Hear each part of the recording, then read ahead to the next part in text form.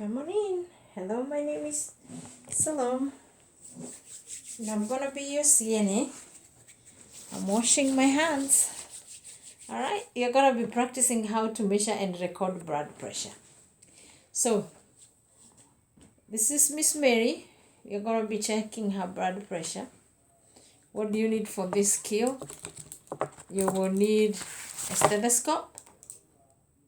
It's gonna be a double stethoscope for the test.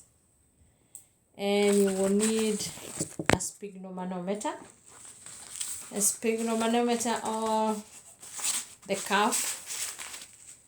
This cuff, you have the bulb, you have the valve that you're gonna adjust, and you have the gauge. First of all, let's learn about this gauge. Alright, it comes in graduations of we have 20, 30, 40, 50, 60, 80, and so forth. And between 20 we have 20, 30. So we see we have 4 lines in between, so each represent 2.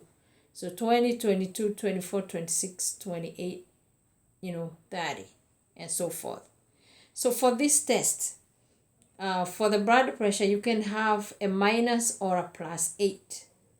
And when you are inflating your curve, you should inflate between 160 and 180. You do not want to exceed between 160 and 180 unless you hear the first beat at between 170.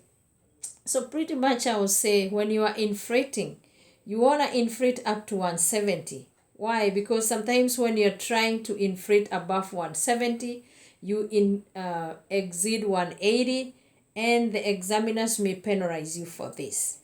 So you want to locate the brachiopause. The brachiopause, make sure the resident palm is facing up.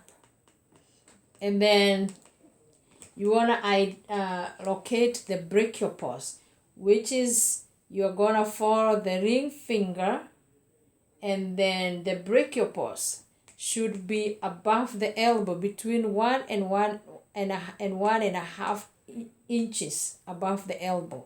So you can put 3 fingers. So if you follow the ring finger, if you don't feel it, because for some people it's really hard to feel it, but just know if you follow here, just put your diaphragm here. I'll need to wipe the alcohol, so I'm gonna wipe the earpieces for both. One is gonna be for the examiner, the other one you will use it. Wipe the diaphragm as well. Alright, I'm gonna locate the brachiopause. Make sure the palms are facing up. I'm gonna locate it. I'm gonna make sure I check these arrows here. There is one for the right and for the left. So this is my right. I'm gonna make sure it's facing this way. Do not put the cuff on top of clothes. You wanna put it direct here. For your stethoscope, the earpieces, you wanna make sure they are pointing outward, like this way. Put them in the ear so they can fit. Check your diaphragm by tapping or blowing into it. If you can't hear it, you want to adjust this. So like this way, I can't hear anything. So I adjust it, now I can hear. Alright, so then I'm going to put it over by the arrow here. You're not going to use your thumb because you're going to be hearing your pulse through the thumb. So you want to put your fingers this way. Put your fingers and then put it over the brachiopause. Alright. You are going to use, if you're right-handed or left-handed, wherever you are comfortable, you want to close the valve. Then you're going to inflate it. You're going to inflate it between, I hope you can see,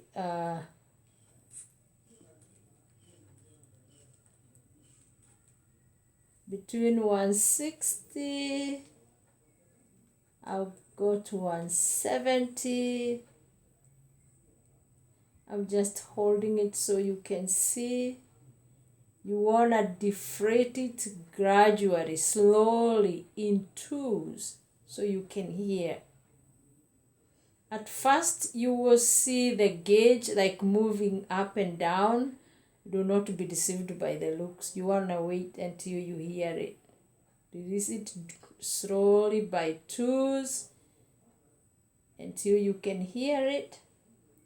The first beat is going to be systolic. The last beat is the diastolic.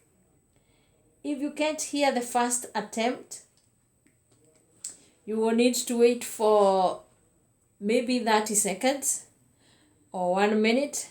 But instead of wasting that time, especially if you are taking the test, I would move to the other arm. You have 3 attempts to get the blood pressure.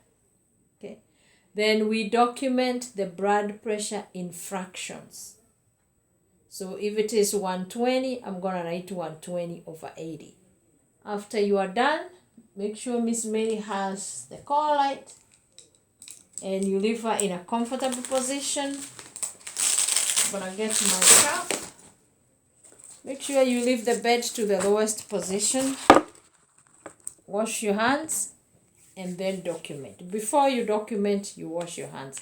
Again, you will do the beginning steps, which is knock the door, identify yourself, make sure the bed is the lowest position, provide privacy, and introduce yourself. And then the finishing up steps, which means you're going to leave the call light within reach, ensure the bed is locked and you're not going to leave her uncovered. Wash your hands, document, and then skill complete.